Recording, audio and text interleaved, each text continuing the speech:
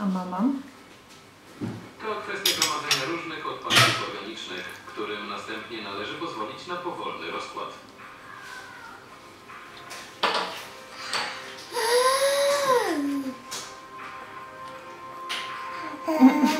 Tu nic nie mam.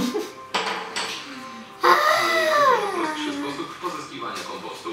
Wystarczy zatrudnić naszego następnego zawodnika. Dżdżownicę.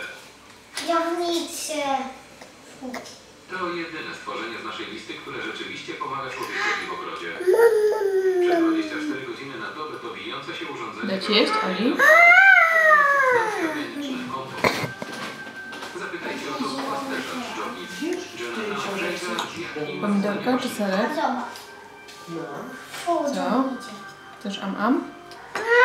I w dżdżownicy, które następnie